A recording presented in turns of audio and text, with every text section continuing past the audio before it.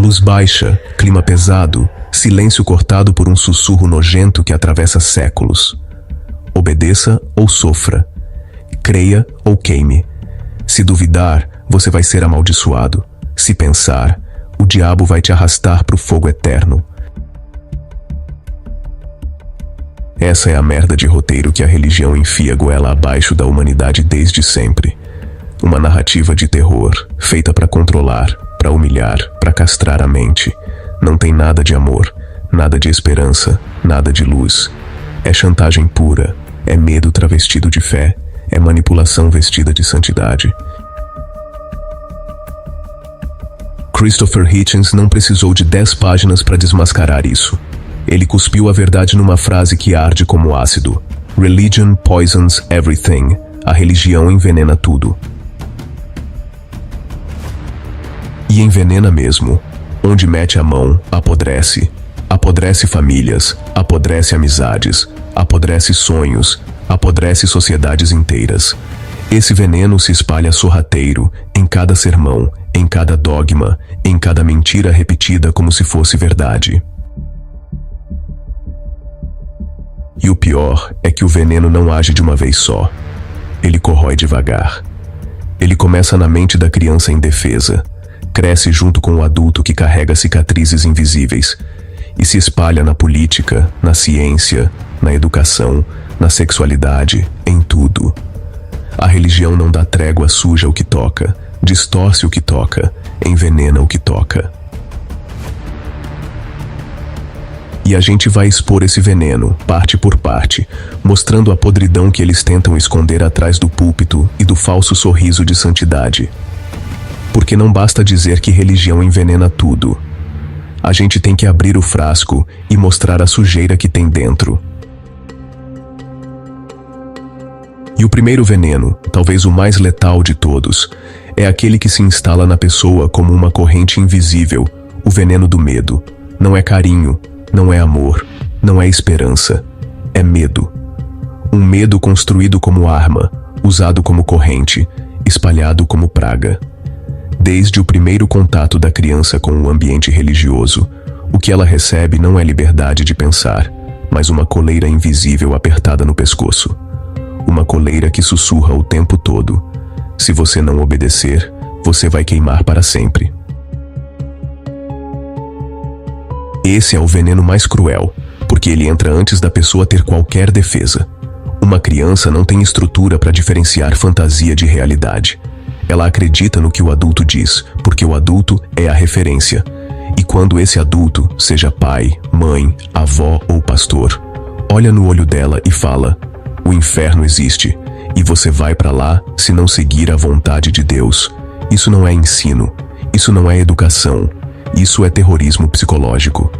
É a semente do pavor sendo plantada. É o início de uma vida marcada pela ansiedade, pela culpa e pela repressão. E vamos falar a real. O inferno é a maior invenção de tortura que a mente humana já produziu. Nenhum filme de terror, nenhum campo de concentração, nenhuma câmara de tortura chega perto do que as religiões inventaram para controlar as massas. O inferno é dor infinita, sem pausa, sem alívio, sem fim. É a ameaça de um castigo eterno para erros finitos. Que tipo de amor divino se expressa através da promessa de queimar pessoas vivas para sempre? Isso não é amor, isso é sadismo cósmico. E não é só o medo do inferno. A religião tem uma prateleira inteira de venenos prontos. Medo da maldição, medo do diabo, medo de perder a proteção de Deus, medo de desagradar o ungido. Tudo é motivo para plantar pavor. Se você não dizimar, o devorador vai consumir seu salário. Se você sair da igreja, sua vida vai desandar. Se você questionar o pastor, vai atrair maldição. Se você se assumir do jeito que você é, Deus vai te rejeitar. O fiel passa a viver como escravo da paranoia. Qualquer passo errado pode trazer o castigo. E aí entra outro veneno que anda de mãos dadas com o medo, a culpa. A religião constrói padrões de pureza e santidade impossíveis de cumprir. padrões que nenhum ser humano pode alcançar. O fiel vive perseguindo uma perfeição inalcançável, e cada vez que falha, sente-se sujo, indigno, pecador, lixo. Essa culpa não é acidente, é parte do jogo, porque o mesmo sistema que fabrica a culpa é o que oferece a cura. É como se o traficante desse a droga e depois vendesse o antídoto. O fiel é esmagado pela culpa e corre desesperado de volta para os braços da religião, que promete perdão, mas sempre com condições: mais obediência, mais submissão, mais dinheiro. Esse ciclo de medo e culpa é a engrenagem que mantém a máquina girando. O fiel nunca se sente livre. Está sempre devendo algo, sempre sob a sombra de uma ameaça, sempre correndo atrás de um alívio temporário que nunca vem de verdade. Isso não é espiritualidade, isso é cárcere psicológico. E olha o impacto disso na vida real. Quantas pessoas você conhece que não viveram seus sonhos porque estavam presas ao medo religioso? Quantos talentos foram sufocados porque alguém disse: "Isso não agrada a Deus"? Quantos jovens foram proibidos de estudar ciência, de explorar suas paixões, de viver sua sexualidade por medo do castigo divino? Quantas vidas inteiras foram desperdiçadas porque alguém acreditou na chantagem de que ser livre é ser condenado? Esse veneno do medo não mata só projetos individuais, ele corrói sociedades inteiras. Povos inteiros foram mantidos submissos por causa dessa chantagem. Reis, papas, pastores, imãs, todos exploraram o terror da eternidade para se manter no poder. É mais barato e mais eficiente governar pelo medo do que pela espada. Porque a espada você enxerga, mas o inferno ninguém precisa mostrar. Basta a palavra repetida. Basta a narrativa enfiada na cabeça desde cedo. E não pense que isso é coisa do passado. Hoje, no século 21, ainda tem criança chorando de madrugada porque sonhou com o inferno. Ainda tem adulto que não consegue dormir em paz porque acha que se morrer sem aceitar Jesus vai arder para sempre. Ainda tem gente que vive em estado de pânico, sufocada pela ansiedade, com a mente adoecida por essa chantagem espiritual. Isso gera marcas profundas. Não é à toa que muitos ex-religiosos relatam sintomas de trauma. O medo do inferno é comparável ao que vítimas de guerra carregam. É o mesmo mecanismo de terror, exposição prolongada à ameaça de morte e sofrimento. Só que no caso da religião, é uma ameaça eterna. Não tem saída, não tem negociação, não tem fim. E enquanto psicólogos tentam curar pessoas, os líderes religiosos continuam injetando mais medo. Continuam berrando no púlpito sobre fogo eterno, sobre maldições hereditárias, sobre demônios que rondam sua casa. Continuam alimentando o ciclo. Porque sabem que sem medo não existe controle. E sem controle, o castelo de cartas deles desmorona. Por isso eu digo: o veneno do medo é o primeiro e o mais importante. É o veneno mãe. É dele que os outros nascem. É por causa do medo que o fiel entrega dinheiro. É por causa do medo que rejeita a ciência. É por causa do medo que fecha os olhos para a hipocrisia dos líderes. É por causa do medo que vota em políticos que transformam o Estado em refém da fé. Sem medo, não tem religião. Mas existe antídoto. O antídoto é a coragem de questionar. É o ato de olhar na cara desse sistema e dizer: isso não faz sentido. É o momento em que a pessoa percebe que o inferno é invenção humana, que maldição é superstição, que Deus não passa de um fantasma criado para vigiar os pensamentos. O medo só funciona enquanto não é confrontado. A partir do instante em que a razão entra, o veneno perde força. É por isso que eles odeiam tanto o questionamento. É por isso que eles chamam dúvida de pecado. Porque a dúvida é a porta da liberdade. Quem começa a duvidar do inferno já deu o primeiro passo para se libertar. Quem percebe que culpa é ferramenta de manipulação já arrancou a coleira. Quem entende que não existe devorador, maldição ou demônio à espreita já está um passo fora da prisão. O veneno do medo é real, é devastador, mas não é invencível. Ele se desfaz na luz da consciência, e é por isso que a nossa luta é necessária. Porque cada mente libertada é um corpo a menos acorrentado pelo terror. Cada pessoa que vence o medo religioso é uma vitória contra séculos de opressão.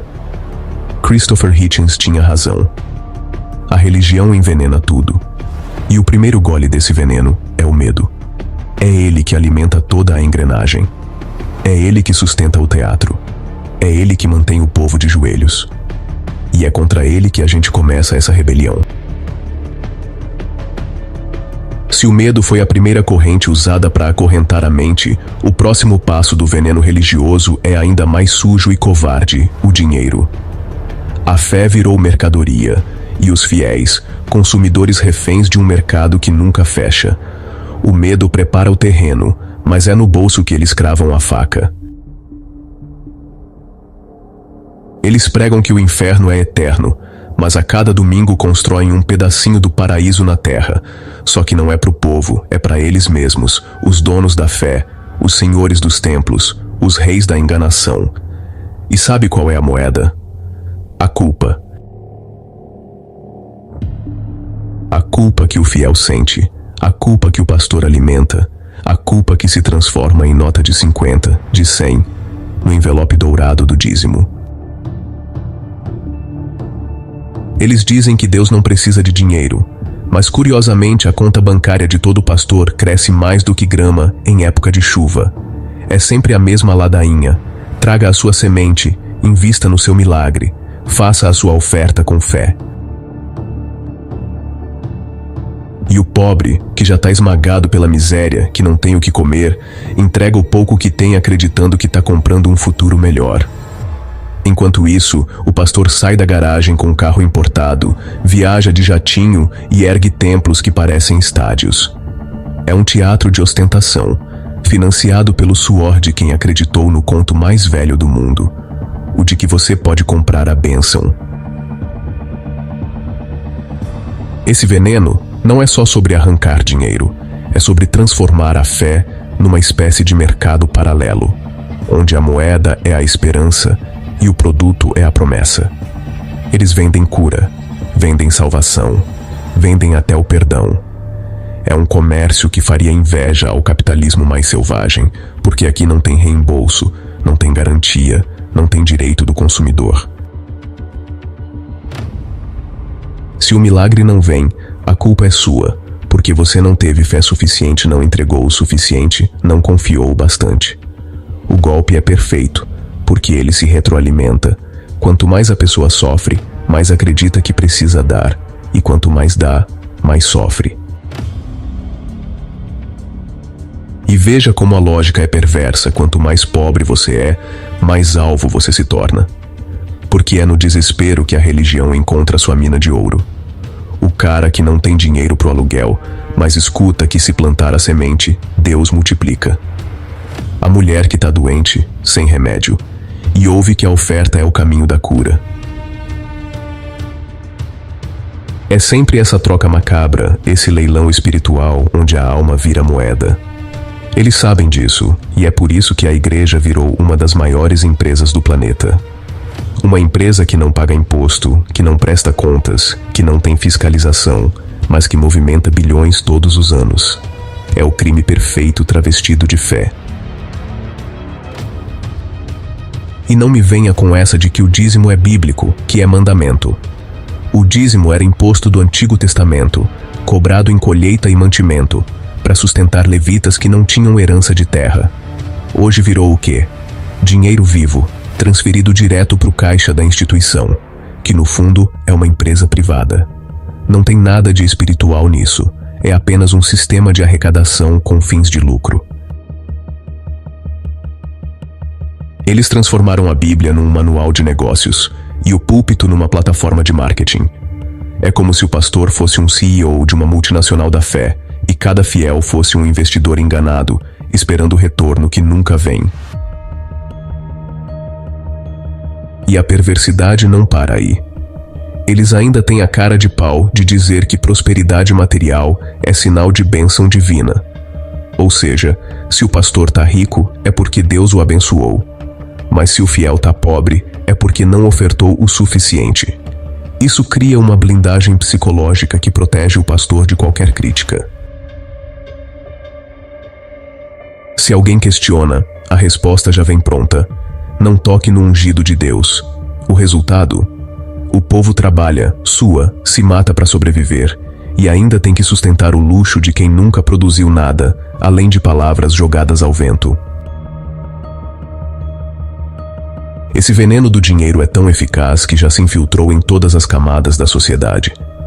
Templos erguidos com dinheiro público, políticos que usam a fé como palanque, acordos escusos entre igrejas e governos.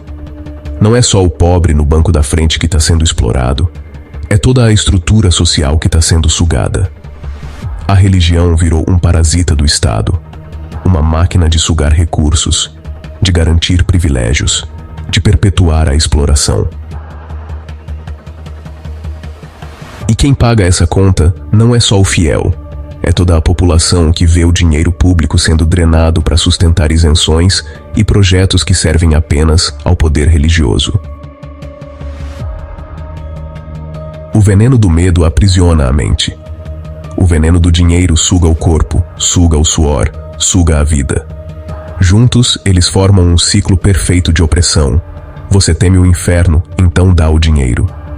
Você dá o dinheiro, mas continua sofrendo, então teme ainda mais o inferno. É uma máquina que nunca para de girar, porque quanto mais você dá, mais eles pedem. E quanto mais eles pedem, mais você acredita que precisa dar. É o maior esquema de pirâmide já inventado, só que legitimado pela fé e blindado pelo dogma. É uma máquina que nunca para de girar, porque quanto mais você dá, mais eles pedem. E quanto mais eles pedem, mais você acredita que precisa dar. É o maior esquema de pirâmide já inventado, só que legitimado pela fé e blindado pelo dogma. E sabe qual é a pior parte? É que a vítima ainda defende o algoz. O fiel passa fome, mas defende o pastor. O fiel não tem onde morar, mas defende a mansão da igreja. Porque ele foi envenenado até o último fio da alma, acreditando que abrir mão do seu próprio sustento é a chave para uma recompensa que nunca virá. É a escravidão moderna, só que com sorriso no rosto e Bíblia na mão. E é aqui que a revolta cresce. Porque não estamos falando só de enganação. Estamos falando de vidas destruídas, de famílias quebradas, de gente que perdeu tudo acreditando numa promessa vazia. A religião não só envenena, ela rouba, ela corrompe, ela mata lentamente o espírito crítico, a dignidade e a esperança. E é por isso que precisamos expor essa podridão, porque enquanto um povo achar normal sustentar o luxo do pastor com o suor do trabalhador, a corrente vai continuar firme no pescoço de todos nós. Se o dinheiro já foi transformado em veneno dentro desse teatro da fé, o próximo passo da praga religiosa é ainda mais devastador, a ignorância. Esse é o veneno mais sutil e ao mesmo tempo o mais mortal, porque ele não arranca apenas o que você tem no bolso, ele corrói o que você tem na mente. Ele apodrece o raciocínio, bloqueia o pensamento crítico e mantém o povo acorrentado à escuridão da alienação. O veneno da ignorância é a arma perfeita porque um povo sem conhecimento é um povo fácil de manipular. É um rebanho que anda sozinho para o abatedouro, sem nem perceber que está sendo conduzido. A religião sempre teve medo do conhecimento. Desde os tempos mais antigos, quando qualquer avanço científico era taxado de bruxaria, quando livros eram queimados e bibliotecas inteiras destruídas em nome da pureza da fé. O que eles mais temem não é o demônio, não é o inferno, não é a heresia. O que eles mais temem é a luz do conhecimento, porque ela mostra a farsa, ela expõe a mentira, ela desmascara o truque. É por isso que durante séculos a religião perseguiu filósofos, cientistas, pensadores. Era necessário calar quem ousava levantar a cabeça e perguntar: E se não for Deus? Esse veneno não é algo do passado, ele está presente hoje, aqui, agora.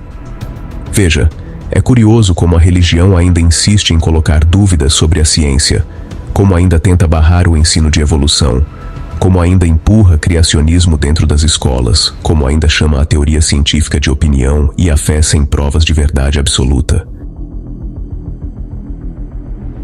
Eles querem um povo que decore versículos, mas que não entenda como funciona o mundo. Eles preferem a criança que sabe citar os 10 mandamentos, mas que não sabe explicar o que é uma célula ou como nasce uma estrela. Porque no fim das contas, conhecimento liberta, e a religião não sobrevive quando as pessoas estão livres. O veneno da ignorância é tão cruel porque se disfarça de virtude. Eles dizem: não questione, apenas creia. Transformam a dúvida, que é o motor do progresso humano, em pecado. Proíbem a investigação, demonizam a curiosidade, ridicularizam o cético. É uma lavagem cerebral contínua que começa na infância, quando a criança ainda nem tem discernimento. Ela cresce ouvindo que perguntar demais é errado, que pensar demais é perigoso, que confiar em si mesmo é orgulho. E assim a mente vai sendo encolhida até caber dentro da gaiola estreita dos dogmas. E não se engane, isso não é acidente, isso é projeto. A religião precisa da ignorância como uma planta precisa de água. Um povo instruído não se curva. Um povo instruído não aceita pagar caro por promessas. Um povo instruído enxerga as contradições. Por isso é necessário manter a mente embotada. É por isso que a igreja se infiltra nas escolas, nas universidades, nos meios de comunicação. É por isso que pastores e padres se apresentam como autoridades morais, mesmo quando não sabem absolutamente nada de ciência, filosofia ou história. A ignorância é o trono deles, e o púlpito é o megafone que espalha esse veneno dia após dia. Olhe para a história recente. Quantas vezes a religião atrasou descobertas fundamentais? Quantas vidas poderiam ter sido salvas se a ciência não tivesse sido sufocada pelo dogma? Quantos avanços deixaram de existir porque o pensamento livre foi condenado como pecado? Do heliocentrismo de Galileu à biologia de Darwin, sempre foi a mesma reação. Primeiro o ódio, depois a perseguição, depois a negação. E até hoje, mesmo com provas esmagadoras, eles ainda dizem: a ciência erra, mas a palavra de Deus nunca falha. A palavra deles nunca falha porque nunca arrisca nada, nunca prova nada, nunca demonstra nada. É um discurso vazio sustentado pela ignorância que eles cultivam como quem cultiva uma plantação. O mais revoltante é ver como esse veneno molda sociedades inteiras. Quando o conhecimento é sufocado, a consequência é sempre a mesma: pobreza, atraso, submissão. É só olhar os países mais religiosos e compará-los aos mais laicos. Onde a fé manda, falta escola, falta saúde, falta progresso.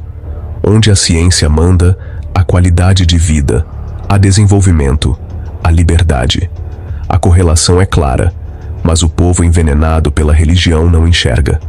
Eles acreditam que viver de joelhos é virtude, que aceitar a ignorância é humildade, que recusar a ciência é sinal de fé verdadeira. Esse veneno da ignorância também se espalha pela política.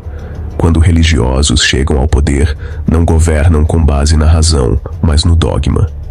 Impõem sua visão limitada, barram pesquisas, censuram conteúdos, atacam professores. É o atraso sendo transformado em lei. É a tentativa de arrastar a sociedade inteira para dentro da mesma caverna escura em que eles decidiram viver. E quem sofre? Sofre o estudante que não tem acesso a uma educação plena. Sofre o pesquisador que não encontra apoio. Sofre o povo que poderia viver melhor, mas continua preso a uma mentalidade de Idade Média. E não pense que esse veneno se restringe às áreas de ciência e educação. Ele atinge o coração da vida cotidiana. A religião ensina que é melhor obedecer do que pensar, que é melhor aceitar do que questionar, que é melhor repetir do que criar. Isso mata a capacidade de reflexão, mata o espírito crítico, mata a inovação. Um povo que não pensa é um povo que aceita qualquer mentira, qualquer manipulação, qualquer abuso. É um povo fácil de controlar, porque não sabe distinguir verdade de ilusão. E é aí que o círculo se fecha. O medo prende, o dinheiro explora, e a ignorância garante que ninguém perceba o esquema. É como um veneno que não mata de imediato, mas que vai minando a mente, corroendo a capacidade de questionar, até que a vítima já não consegue mais distinguir a verdade da mentira. A pessoa passa a defender aquilo que a destrói, a se orgulhar da própria cegueira, a zombar de quem ousa ver além. Esse é o triunfo máximo da religião: transformar a ignorância em virtude e o pensamento crítico em ameaça. O veneno da ignorância é o que mantém viva toda a estrutura da fé organizada. Sem ele, o medo perderia a força, o dinheiro perderia o fluxo e a religião ruiria como um castelo de cartas. É por isso que precisamos escancarar essa realidade, expor a podridão desse sistema. Porque enquanto a ignorância for cultivada como semente, a religião vai continuar colhendo lucro e poder. E é exatamente por isso que a luta contra esse veneno é tão urgente. A batalha não é apenas por ciência ou por educação. É pela liberdade da mente humana. É pela capacidade de olhar para o mundo sem as lentes sujas do dogma, de pensar com autonomia, de viver sem correntes invisíveis. A ignorância é a última muralha da religião, e é essa muralha que precisa ser derrubada. Depois da escuridão da ignorância, quando o povo já está cego e amordaçado, surge o próximo veneno, talvez o mais repugnante de todos: a hipocrisia. E aqui o clima não é só de trevas, é de podridão. É como caminhar por um corredor estreito, iluminado por velas fracas, até dar de cara com corpos em decomposição escondidos atrás de cortinas de veludo. É isso que a religião faz. Veste-se de pureza, de santidade, de moral intocável, mas atrás do pano sagrado só existe sujeira, abuso, corrupção e crime. O veneno da hipocrisia é o esgoto que corre por baixo das igrejas, é o que mantém o teatro funcionando enquanto os fiéis acreditam estar dentro de um templo. Os homens de Deus que gritam contra o pecado, que levantam a Bíblia para condenar os outros, são muitas vezes os mesmos que, na sombra, cometem atrocidades que fariam qualquer demônio aplaudir. Quantos casos já não estouraram?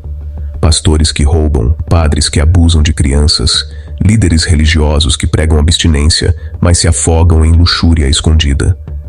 Quantos escândalos abafados, quantas vítimas silenciadas, quantas histórias destruídas para proteger a imagem da igreja. Essa é a marca da hipocrisia. A boca cheia de santidade, mas as mãos sujas de sangue e de lama. E não é um caso isolado ou outro. É sistêmico, é estrutural, é parte do próprio mecanismo religioso. Eles constroem uma fachada de moralidade absoluta, justamente porque sabem que vivem mergulhados em contradição. Precisam gritar mais alto contra os pecadores para abafar o som de sua própria podridão. O padre que fala contra a homossexualidade enquanto se deita com coroinhas. O pastor que prega contra o adultério enquanto mantém amantes financiadas com o dízimo. O bispo que fala de humildade enquanto desfila em carros blindados. Essa não é exceção, é regra. É o DNA do sistema. A hipocrisia religiosa é ainda mais venenosa porque fere em dois níveis. O primeiro é óbvio, o crime em si, o abuso, a exploração, a violência. Mas o segundo é psicológico, a manipulação das vítimas, a chantagem moral, o peso da culpa jogado sobre quem ousa denunciar. A vítima é transformada em culpada, o abusador é protegido e a instituição se apresenta como inocente diante do mundo. O crime não é apenas cometido, ele é revestido de santidade. É como se a faca que corta ainda viesse com o selo de Deus. E quando a verdade vaza, quando os escândalos explodem e a sujeira vem à tona, o discurso é sempre o mesmo. Foi um caso isolado, mas nunca é. A cada pedra levantada, mais vermes aparecem, e eles sabem disso. Por isso gastam fortunas em advogados, em indenizações secretas, em acordos de silêncio. A máquina da hipocrisia funciona como uma fábrica de encobrir crimes, e quem paga essa conta é sempre o fiel enganado, aquele que acreditava estar servindo a Deus, mas na prática só sustentava uma quadrilha organizada. Esse veneno destrói porque desmoraliza qualquer ideia de ética verdadeira. Quando a religião prega uma moral que nem ela mesma segue, ela não só engana, ela mata a confiança, ela mata a esperança, ela mata a capacidade das pessoas de acreditar em qualquer coisa boa. Quantos já não perderam a fé na humanidade inteira depois de descobrir que aquele pastor carismático era um estuprador? Quantos já não abandonaram sonhos porque viram que a igreja onde cresceram era, na verdade, um covil de lobos? Essa fratura na alma é irreversível, e o estrago se espalha muito além da vítima direta. E não adianta vir com o discurso de que não se deve olhar para os homens, mas para Deus. Essa é a desculpa mais hipócrita de todas, porque são esses homens que representam Deus diante do povo. São eles que dizem ter autoridade divina. São eles que exigem obediência, respeito e dinheiro em nome de Deus. Se a conduta deles é podre, então o próprio alicerce da fé é podre. A desculpa só serve para varrer a sujeira para baixo do tapete e manter o veneno circulando. O mais macabro é como essa hipocrisia se perpetua através da culpa. Quando um escândalo estoura, a culpa nunca é da instituição, nunca é da doutrina, nunca é do sistema. A culpa é sempre do indivíduo, como se fosse uma maçã podre no cesto. Mas quando a podridão é constante, não é a maçã que está errada, é o cesto inteiro que está contaminado. E essa constância é inegável. Todo ano, em todo canto do mundo, novos escândalos surgem. É pedofilia, é corrupção, é violência, é assassinato, é desvio de verbas, é tráfico de influência. Uma verdadeira coleção de crimes que fariam qualquer máfia corar de vergonha. E mesmo assim, o teatro continua. O povo continua aplaudindo, continua se ajoelhando, continua chamando de homem ungido aquele que deveria estar atrás das grades. Porque o veneno da hipocrisia tem um efeito colateral cruel. Ele cega a vítima ao ponto de defendê-la contra a própria razão. Quantas vezes já não ouvimos: não julgue o ungido do Senhor? Como se abusar de crianças, roubar dinheiro público ou explorar fiéis fosse apenas uma falha humana que deve ser perdoada.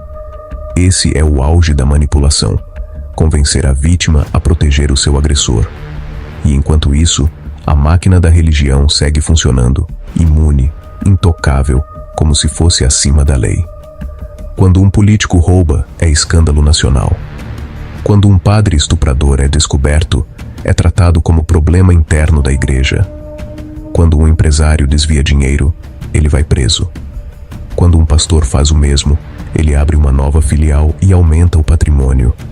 A religião se esconde atrás de sua aura de santidade para escapar da justiça humana, e o povo envenenado pela fé aceita calado. Esse veneno da hipocrisia não corrói apenas instituições, ele corrói o próprio conceito de moralidade. Porque quando a religião se apresenta como detentora da verdade absoluta, mas vive de contradições, ela transforma a moral em piada. Ela desfigura a noção de certo e errado, distorce a ética até torná-la irreconhecível. No fim, o que sobra não é santidade, mas cinismo. Não é virtude, mas oportunismo. Não é fé, mas mentira. E aqui está o ponto mais sombrio. A hipocrisia religiosa não é só uma falha humana comum. Ela é cultivada, planejada, incentivada. Porque sem essa fachada de santidade, a religião não sobreviveria. Ela precisa parecer moral para continuar controlando. Ela precisa fingir pureza para continuar explorando. A hipocrisia não é o defeito, é o combustível. Sem ela, o teatro desmorona, e os fiéis enxergariam a podridão que sempre esteve diante dos olhos. Esse é o horror do veneno da hipocrisia. Ele não mata de uma vez. Ele mantém a vítima presa ao agressor, acreditando que a sujeira é santidade, que o crime é falha perdoável, que a podridão é parte do plano divino. É um ciclo de abuso espiritual e psicológico que se repete sem fim, deixando rastros de sofrimento e destruição. E assim a religião segue, com medo, dinheiro, ignorância e hipocrisia, formando uma cadeia de venenos que se alimentam entre si. Mas ainda falta um último golpe, talvez o mais devastador, quando a hipocrisia deixa de ser apenas sujeira interna e transborda para fora, contaminando o poder, a justiça, as leis, a vida de todos. Esse é o veneno da política. Depois da hipocrisia, quando os crimes e as contradições já escorrem, feito pus pelos cantos do templo, o veneno não se contenta em apodrecer apenas a fé e a moral. Ele transborda. Ele sai do altar, escorre pelas ruas, invade os palácios de governo e se entranha nas engrenagens do poder.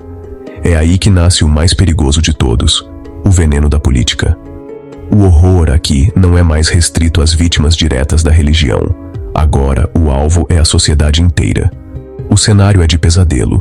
Púlpitos transformados em palanques, pastores virando coronéis eleitorais, padres usando o confessionário como cabo eleitoral.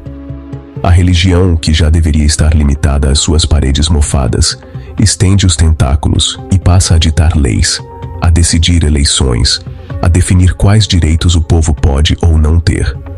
O Estado vira refém do altar e a democracia se ajoelha diante do crucifixo.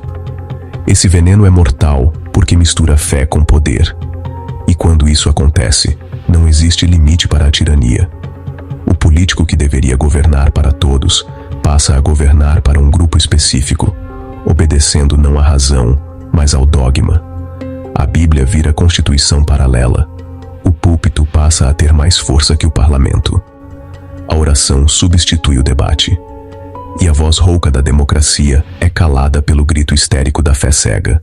Esse controle não é aberto, ele é disfarçado. O pastor não diz apenas vote em mim, ele diz, vote no escolhido de Deus. O padre não fala, apoie este projeto, ele fala, apoie a vontade divina.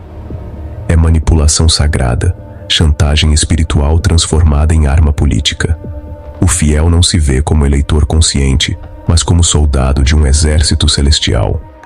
E quando milhões estão envenenados por essa lógica, o resultado é previsível. O Estado se curva diante da religião. O veneno da política religiosa destrói direitos fundamentais. Direitos que foram conquistados com suor, com luta, com sangue, são colocados em risco por gente que acredita que um livro escrito há milênios deve valer mais do que a Constituição moderna. O direito da mulher sobre seu corpo, o direito da criança à educação científica, o direito das minorias à igualdade, tudo isso vira alvo de ataque em nome de uma moral podre e ultrapassada. É a tentativa de arrastar a sociedade de volta para a Idade das Trevas, usando o poder da lei como corrente e o nome de Deus como cadeado. E aqui, a hipocrisia se revela ainda mais grotesca, porque aqueles que gritam contra a imposição ideológica são os mesmos que querem impor seus dogmas como lei universal. Aqueles que falam em defesa da família são os mesmos que destroem famílias inteiras com seu ódio, sua intolerância, sua cegueira. O veneno da política religiosa não se contenta em dominar templos e mentes. Ele quer dominar corpos, vidas, futuros. E não pense que isso é exagero. Basta olhar o mundo. Quantos países vivem mergulhados em teocracias? Quantas nações ainda hoje matam em nome de um Deus, prendem em nome de um profeta, apedrejam em nome de um livro sagrado? A mistura de religião e política sempre produziu o mesmo resultado: tirania, atraso, miséria e sangue. E mesmo assim, no século XXI, ainda temos que assistir ao mesmo teatro sujo sendo encenado dentro de parlamentos, câmaras e presidências. Esse veneno é astuto porque sabe se disfarçar de moralidade. O político religioso nunca diz que quer poder. Ele diz que quer defender valores. Nunca admite que busca controle. Ele fala que busca proteger a fé. Mas no fundo é tudo o mesmo. A tentativa de transformar a lei em corrente, de transformar a pluralidade em monocórdio, de transformar a democracia em teocracia. E aqui está a parte mais sombria. Quando o veneno da política se espalha, ele não afeta apenas quem acredita na religião. Ele afeta todos. O ateu, o agnóstico, o livre pensador, o diferente. Todos passam a viver sob leis feitas para agradar um Deus que sequer existe. É a ditadura da fé transformada em cotidiano. É o pesadelo de ver a vida pública governada por superstição e não por razão. Esse veneno também corrói a própria essência da política. Porque quando a fé se infiltra no poder, a corrupção se veste de santidade. Os esquemas mais sujos são justificados como obra divina. O roubo de verbas vira bênção. A perseguição de opositores vira batalha espiritual. A religião dá verniz sagrado para crimes comuns e o povo envenenado aceita calado, porque acredita que criticar o ungido é criticar o próprio Deus. O veneno da política religiosa não só ameaça o presente, ele compromete o futuro. Ele planta gerações inteiras de jovens que crescem acreditando que a Bíblia é lei, que o púlpito é tribunal, que o pastor é autoridade maior que qualquer juiz. Ele cria cidadãos que não sabem distinguir religião de política, fé de lei, crença pessoal de direito coletivo. É a morte lenta da democracia, não por um golpe abrupto, mas por envenenamento contínuo. E quando alguém se levanta contra isso, quando alguém denuncia essa podridão, logo vem o coro: perseguição à fé. Como se exigir um Estado laico fosse atacar Deus, como se lutar pela razão fosse crime. Essa vitimização é parte do veneno, é a máscara que mantém o esquema funcionando. Eles querem poder ilimitado, mas querem parecer perseguidos. Querem mandar em todos, mas querem parecer oprimidos. É a hipocrisia elevada ao nível institucional. O horror final desse veneno é a naturalização do absurdo. Pessoas começam a achar normal que pastores ditem votos, que padres definam políticas públicas, que leis sejam escritas com base em livros sagrados. Começam a achar aceitável que minorias sejam perseguidas, que liberdades sejam restringidas, que direitos sejam negados. O veneno não mata de imediato, mas vai embotando a mente coletiva até que o intolerável se torna cotidiano. E é assim que o ciclo se completa. O medo mantém as correntes, o dinheiro alimenta a máquina, a ignorância sustenta a base, a hipocrisia cobre a podridão, e a política transforma tudo isso em lei. É um sistema fechado, um círculo de venenos que se retroalimentam, formando a prisão perfeita. Uma prisão onde as grades não são de ferro, mas de dogma, onde o carcereiro não veste uniforme, mas batina ou terno de pastor, onde a sentença não vem de um juiz, mas de um livro escrito por homens que se diziam inspirados por Deus. Esse é o terror da religião. Não basta envenenar a fé, não basta envenenar a moral, não basta envenenar o indivíduo. Ela precisa envenenar tudo. E quando chega à política, o veneno já não corre apenas nas veias do crente, mas nas veias da sociedade inteira. É um veneno que corrói a liberdade, que apodrece a democracia, que destrói o futuro. E é por isso que a frase de Christopher Hitchens continua soando como um grito que ecoa na escuridão. Religion poisons everything. A religião envenena tudo. A gente começou esse mergulho na frase do Hitchens. Religion poisons everything. Não é exagero, não é metáfora, é constatação. A religião é veneno, e a gente abriu cada frasco dessa sujeira para mostrar como esse veneno age. Medo, dinheiro, ignorância, hipocrisia e política. 5 doses de podridão que explicam por que a humanidade continua carregando correntes invisíveis. Agora me diz, até quando você vai aceitar isso calado? Até quando vai deixar pastor, padre, rabino ou ayatolá decidir como você vive, o que você pode amar, o que você pode estudar, o que você pode pensar? Até quando vai permitir que corruptos vestidos de santidade transformem Estado em igreja, escola em catequese e povo em gado? Chega.